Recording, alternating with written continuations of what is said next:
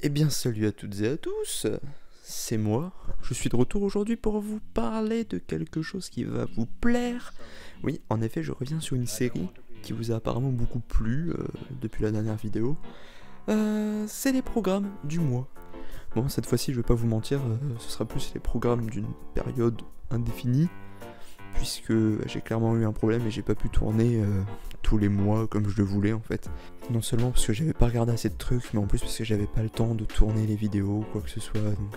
Quoi qu'il en soit, je tiens à m'excuser du peu de contenu qu'il y a sur la chaîne en ce moment. Je vais essayer de revenir avec un peu plus de vidéos là, surtout que j'ai quelques projets qui sont en train d'être croustillants. Donc pour me faire pardonner, je vais cacher une annonce dans cette vidéo là qui risquera de fortement vous plaire. Donc assurez-vous de bien regarder la vidéo du début à la fin, vous aurez de bonnes surprises. Juste avant de commencer, je vais juste vous dire un petit truc, je vais faire évoluer un petit peu le principe. J'ai remarqué que je parlais beaucoup de certains films ou de certaines séries comme si tout le monde les connaissait, alors que c'est pas forcément le cas. Donc du coup je vais faire un léger résumé au début de chaque film, série, animé dont je vais parler. Comme ça au moins tout le monde saura de quoi je parle et ça permettra d'avoir un avis plus constructif de ma part en sachant de quoi je parle en fait. Voilà. Je vais donc lire des petits résumés au moment où c'est approprié. Voilà. Avant de présenter mon avis et le film.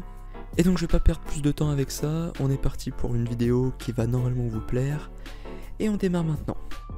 Donc on commence cette liste avec le film Sherlock Holmes. C'est un film réalisé par Guy Ritchie et sorti en 2009, avec dans les rôles principaux entre autres Robert Downey Jr., Jude Law ou encore Rachel McAdams. Et le résumé est le suivant. Après être venu à bout du tueur et occulte magicien Lord Blackwood, le légendaire détective Sherlock Holmes et son assistant le docteur Watson peuvent clore un autre cas brillamment résolu. Mais quand Blackwood revient mystérieusement d'entre les morts et reprend ses activités, Holmes doit repartir sur ses traces, devant gérer la nouvelle fiancée de son partenaire et le commissaire Lestrade, chef de Scotland Yard. Le détective intrépide doit démêler des indices qui le mèneront vers une série de meurtres tordus, des tromperies et de la magie noire, ainsi que l'étreinte mortelle de la tentatrice Irene Adler. Voilà pour le film, donc comme vous le voyez, il a maintenant... Waouh, il a 12 ans, c'est terrible. C'est un film que j'aime beaucoup, que j'ai visionné pas mal de fois franchement. Il est vraiment génial, les acteurs sont cool. Guy Ritchie c'est un réalisateur que j'aime beaucoup. Il y a tellement une ambiance particulière dans le film, le Londres un peu industriel, tout ça. Il y a vraiment une ambiance particulière et le film a vraiment une patte spéciale. Les décors sont fous, il y a de la fumée, des décors un peu sales j'ai envie de dire, mais vraiment appropriés pour le film. Et je trouve que ça fait vraiment quelque chose de convaincant. Il y a des scènes d'action incroyables, des scènes de baston avec des ralentis incroyables aussi. Et franchement je vous conseille vraiment ce film, il est vraiment fou. Et il est dispo, les deux d'ailleurs, parce qu'il y a celui-là et il y en a un autre après, sont disponibles sur Netflix, si je ne me trompe pas. Voilà, donc je recommande totalement. On continue avec le deuxième film de cette liste, et on va maintenant parler du film Batman Ninja, ou alors en japonais, Ninja Batman. Ça c'était pour les fans d'animé, hein, faites-vous plaisir. Donc c'est un film d'animation japonaise sorti en 2018 sous la direction de Junpei Misusaki, et voilà le résumé. Alors qu'il combat Gorilla Grodd, Batman est pris dans sa machine temporelle et est envoyé au Japon féodal, comme de par hasard pour un film d'animation japonaise. Il y est chassé par des samouraïs au service du Joker, et en s'échappant il rencontre Catwoman. Elle est aussi prise dans le temps depuis plus de 2 ans, et elle lui apprend que les criminels de Gotham sont tous là et sont devenus seigneurs féodaux du Japon. Batman et Catwoman doivent donc intervenir pour empêcher les vilains de réécrire l'histoire. Et pour y parvenir, Batman et ses alliés vont devoir apprendre les arts du ninjutsu et défaire leurs ennemis menés par Lord Joker qui recherche la domination totale de l'état féodal et de la destruction finale du Chevalier Noir. Donc, qu'est-ce que j'en ai pensé ? Il y a eu pas mal de scandales sur ce film-là, comme quoi il aurait coûté très très cher et que ça aurait été un flop monumental. Ça a été un flop monumental en termes d'argent, DC a perdu beaucoup d'argent avec ce film, mais il a reçu beaucoup de critiques négatives et est-ce qu'il les mérite vraiment ? A mon avis non, il s'est fait un peu trop bâcher par rapport à la qualité du film. Pour moi le film est de très bonne qualité, l'animation est vraiment géniale et les dessins sont super jolis aussi. Pour moi à mon avis le seul truc qui n'a pas convenu aux fans, c'est le fait que c'était beaucoup trop en décalage avec l'univers de Batman qu'on connaît. Alors ok il y a déjà eu des trucs un peu spéciaux qui sortaient de l'ordinaire et tout, mais là le fait que ce soit vraiment trop japanisé en quelque sorte, ça faisait trop manga. En fait c'était comme si c'était un manga japonais, fait par les japonais de base machin et tout, et ils ont appliqué tous les codes du manga dedans, et il y a clairement des trucs qui s'appliquent pas à ça, et moi perso c'est ce qui m'a un peu dérangé. C'est pas du tout l'animation, ou même le scénario en soi il est pas mal, mais il y a vraiment un problème au niveau des codes du manga. C'est bien, mais ça s'applique pas à Batman, et à mon avis c'est de là que vient le problème. Mais pour les curieux, sachez qu'il est disponible sur Netflix, et je vous conseille d'aller le voir, c'est pas très long, c'est divertissant, et niveau animation ça vaut vraiment le coup d'œil. On change maintenant totalement de registre et on va aller vers le film d'horreur. Je vais maintenant parler du film Annabelle, un film sorti en 2014 et dirigé par John R. Leonetti. Dans le rôle principal, on y retrouve notamment Annabelle Wallis. Et voici le résumé. Été 1969, John et Mia, qui attendent leur premier enfant, viennent d'emménager dans une maison à Santa Monica. John, qui ne sait comment choyer son épouse, lui a offert une ancienne poupée. Mauvaise idée. La nuit suivante, ils se font sauvagement attaquer par un couple lié à une secte satanique. La police leur porte secours rapidement, abattant l'homme, tandis que sa compagne se tranche la gorge, laissant couler quelques gouttes de sang dans l'œil de la poupée. Sans rire, j'ai trouvé que c'était un film d'horreur assez sympathique. Je suis pas expert dans ce genre de film, mais j'ai passé un bon moment. J'ai été un peu... pas déçu, mais je m'attendais à mieux encore, sachant que c'est dérivé de la série Conjuring, c'est un préquel je pense. Sachant que Conjuring 1 et 2 sont mes films d'horreur préférés, j'en attendais un peu plus d'Annabelle. Après, ça reste un bon film, c'est juste moi qui avais peut-être des attentes un peu trop élevées, mais non, franchement, un bon moment et des scènes un peu surprenantes, et pour ceux qui sont pas forcément adeptes de films d'horreur, bah... vous allez flipper un peu, hein, on peut le dire. Non, vraiment, super divertissant, pas très long. Et non, c'est dispo un peu partout, je crois, sur Netflix, il me semble aussi. Donc allez voir, hein, faites-vous plaisir si jamais vous en avez envie. Et par contre, faites gaffe à vos gosses, c'est interdit aux moins de 12 ans. Je préfère faire des messages de prévention quand même, on sait jamais. On va maintenant totalement changer de registre, même si c'est un film qui est classé dans horreur aussi, on va parler de Mom and Dad. C'est un film réalisé par Brian Taylor et sorti en 2017, avec entre autres Nicolas Cage et Salma Blair dans les rôles principaux. Alors comment vous dire que j'ai pas besoin de vous lire le résumé parce que je vais vous le dire en une phrase. Des parents pètent un câble et veulent fumer leur gosse. Voilà, je rajoute rien. Que dire de plus? Disons que si c'est un film qui a été fait au second degré, franchement, il est génial. Moi, il y a certains moments, alors je suis peut-être vraiment tordu, hein, mais il y a des moments où j'ai ri, parce que je trouvais les situations amusantes et un peu grotesques. On sait très bien que Nicolas Cage a fait des bons films comme des mauvais films. Et pour moi, celui-là, il fait pas partie des bons. Vraiment. Il n'y a pas grand-chose à tirer du film, en fait. Et même en prenant le film au second degré, comme je l'ai fait, moi, quand je l'ai visionné, bah, il y a un moment où tu t'ennuies. Et ce moment-là, il arrive très vite en plus, donc c'est dur. Mais encore une fois, c'est disponible sur Netflix. Si vous voulez vous faire votre propre avis, bah n'hésitez pas. Et d'ailleurs, si vous avez vu les films dont je parle, n'hésitez pas à me faire un commentaire pour me dire ce que vous en avez pensé, ça m'intéresse beaucoup. Je vais maintenant parler de Zodiac, un film de David Fincher, sorti en 2007, avec dans les rôles principaux Jake Gyllenhaal, Robert Downey Jr. et Mark Ruffalo. Ça fait une belle affiche quand même. Le film retrace l'enquête qui a eu lieu durant les années de 1960 à 1970 sur le tueur du Zodiac qui a sévi pendant cette période dans la région de San Francisco. Mon avis dessus, c'est un excellent film, assez long, donc prenez le temps qu'il faut pour le regarder, faites pas pause parce qu'il est assez complexe, le scénario est bien posé, c'est bien ficelé, et il faut vraiment s'accrocher pour tout comprendre, mais des fois ça fait du bien de réfléchir en regardant des films, des acteurs convaincants, un réalisateur qui a plus besoin de faire ses preuves très clairement, et ça pouvait promettre que du bon. Pour moi, à mon avis, il y a un mélange assez adroit entre le documentaire et la fiction. C'est assez romancé pour qu'on comprenne bien ce qui s'est passé dans ces moments-là, mais pas qu'on s'ennuie non plus en se disant que c'était un documentaire. Il y a vraiment un juste milieu qui est bien trouvé, et pour moi, c'est un très bon film. Vraiment, je recommande. Et il est sur Netflix, par contre. Ça, c'est une bonne chose aussi. On va passer de Zodiac à un film qui n'a rien à voir. Fatal. C'est un film de et avec Michael Youn, accompagné aussi de Stéphane Rousseau dans les acteurs principaux. Il est sorti en 2007. Pour moi, c'est une comédie vraiment réussie. C'est-à-dire que on a certainement pas tous le même type d'humour, ça c'est sûr et certain, mais j'ai rigolé. Franchement, je me suis tapé des barres, on va pas se mentir. Je l'ai regardé avec quelqu'un qui est très cher à mon cœur et c'était un vrai régal.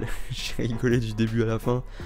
Ok, c'est beauf, mais finalement, est-ce que c'est pas ce qu'on aime? Bien sûr que si. C'est vraiment, tu te vides le crâne et tu passes un bon moment, tu rigoles et tu penses à pas grand chose d'autre. Et franchement, ça fait du bien des fois aussi de se poser et de regarder ça. Le résumé est le suivant. Le film conte l'histoire de Fatal Bazooka, un rappeur bling bling à succès, jusqu'au jour où un chanteur d'électro-bio, waouh, nommé Chris Prols, waouh, vient lui voler la vedette et lui prend sa précieuse place de numéro uno. Ivre-mort lors de la cérémonie des Music Awards de la musique, Fatal offre sur scène un spectacle déplorable, provoquant un scandale et amenant la presse à le boycotter, ce qui cause sa ruine. Fatal retourne alors dans son village natal en Savoie et essaie de devenir berger, comme le fut auparavant son père. Mais de toute évidence, ce travail n'est pas fait pour lui et poussé par sa mère et son amie Heidi, restée en Savoie, Fatal décide de prendre sa revanche. Franchement non, c'est de l'humour vraiment basique et bête, mais qu'est-ce que ça me fait rire. Franchement, faut se dire que l'humour, c'est une preuve d'intelligence, tu vois. Faut savoir rire, et là, c'est marrant. Et franchement, allez voir. Encore une fois, c'est pas pour tout le monde, faites gaffe. Y a rien de moche, mais bon, attention. Et on continue cette liste avec le film Project Power, un film réalisé par Ariel Schulman et Henry Joost, avec en tête d'affiche notamment Jamie Foxx et Joseph Gordon-Levitt. C'est un film qui est sorti en 2020, donc l'année dernière, sur Netflix. Je vais donc vous en faire le résumé. Dans un futur proche, à la Nouvelle-Orléans, une rumeur commence à circuler. Une mystérieuse pilule confère des super pouvoirs à quiconque l'ingère. Chaque personne réagit différemment à la dite pilule. Certains obtiennent divers pouvoirs, résistance aux balles, force surhumaine, invisibilité, mais les autres meurent. Cette pilule fait monter le crime très rapidement en ville, et Hart, un ancien soldat, va alors s'associer avec Robin, une jeune dealeuse, et Frank, un policier. Ils vont tenter d'arrêter ceux qui ont inventé cette pilule. Non, franchement, ça fait un peu un film de super-héros, avec un moins gros budget que les blockbusters qu'on peut avoir avec DC ou Marvel, mais franchement assez convaincant, un peu dans le milieu plus underground, un peu moins gentil et tout ça. Il y a des scènes assez visuelles, donc attention encore une fois aux jeunes. Mais non, c'est un film vraiment plaisant, les effets sont assez convaincants. Pareil, encore une fois, pour se vider la tête et passer un bon moment, c'est vraiment super divertissant et c'est vraiment agréable quoi. Si vous avez une petite soirée où vous savez pas quoi regarder, et bah jetez un œil, Project Power, j'ai bien aimé.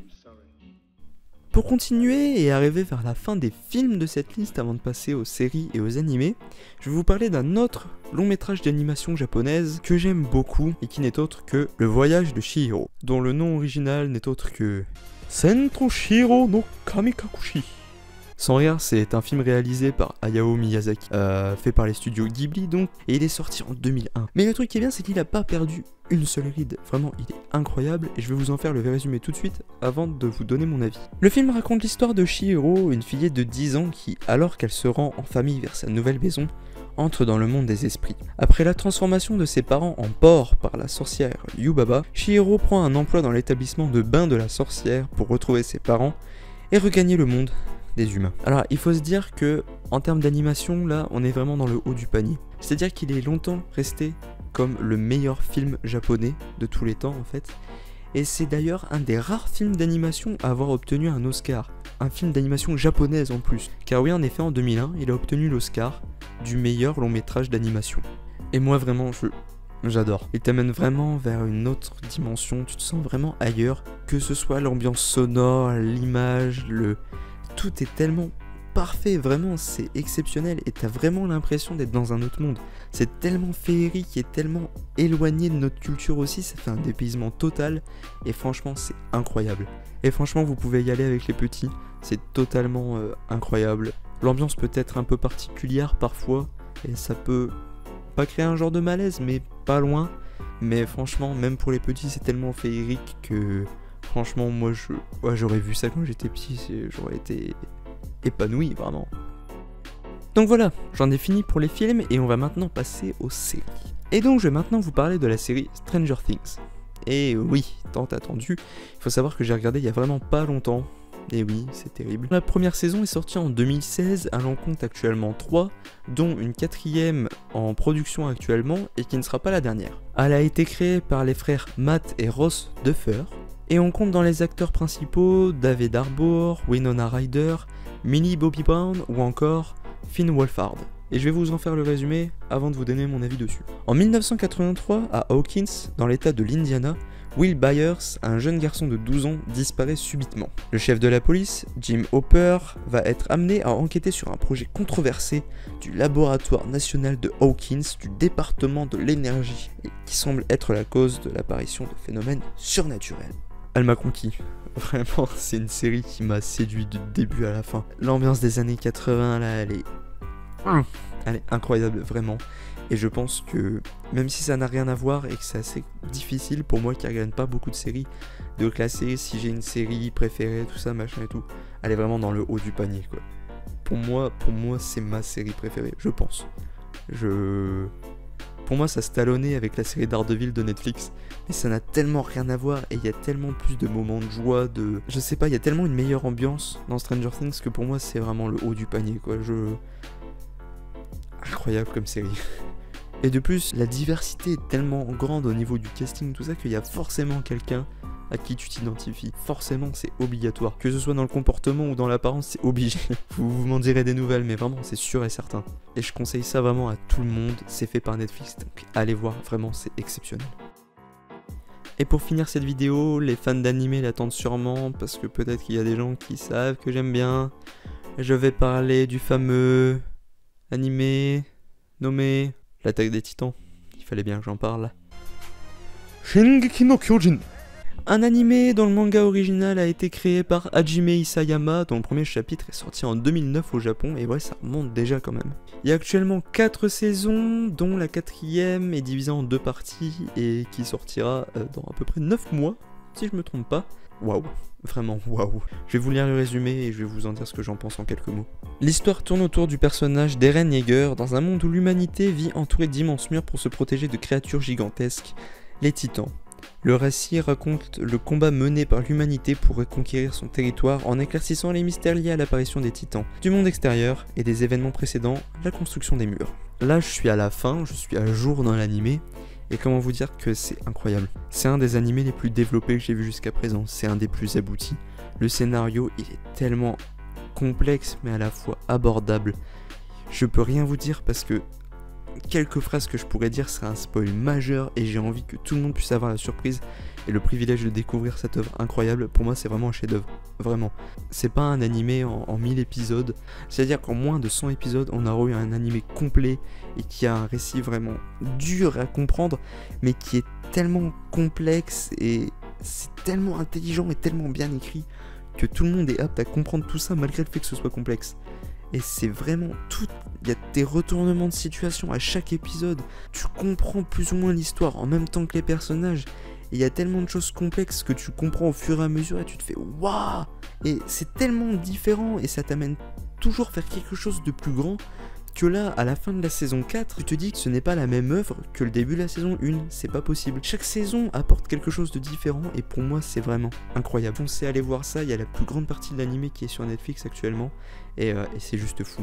Je crois qu'il y a d'ailleurs le début de la saison 4 est disponible sur manga, il me semble. C'est en diffusion sur manga. Si vous voulez aller jeter un coup d'œil, foncez. Faites juste gaffe aux enfants, c'est assez choquant par moments, mais vraiment foncez voir, c'est exceptionnel. Donc voilà, j'en ai fini pour les programmes de cette période-ci, j'espère que ça vous aura plu, que vous aurez découvert des choses ou appris des choses par rapport à mes goûts. Au point de vue des news, je vous avais promis quelques nouvelles, je devrais bientôt pouvoir résoudre ce problème ici présent. Je vais en effet commander un micro-cravate un peu plus fonctionnel que celui que j'avais jusqu'à présent et vraiment investir un petit peu pour que ça soit pas mal. Et avoir enfin mes 2 mains qui soient libres.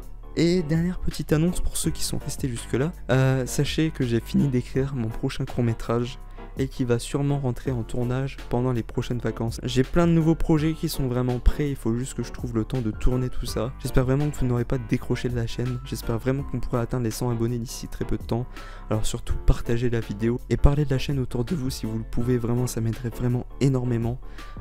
S'abonner c'est franchement super important et n'hésitez pas à aller voir dans la description, en dessous vous pouvez cliquer sur l'onglet description et j'écris souvent plein de choses dedans, je donne des informations, tout ça et il y a plein d'infos utiles donc n'hésitez pas à aller voir. Sachez que je suis très content d'avoir fait cette vidéo et de revenir un peu plus ou moins avec d'autres projets. J'espère que tout ça vous plaira et que vous serez au rendez-vous. Encore une fois, n'hésitez pas à parler de la chaîne autour de vous, à vous abonner, à mettre un pouce bleu, à partager la vidéo.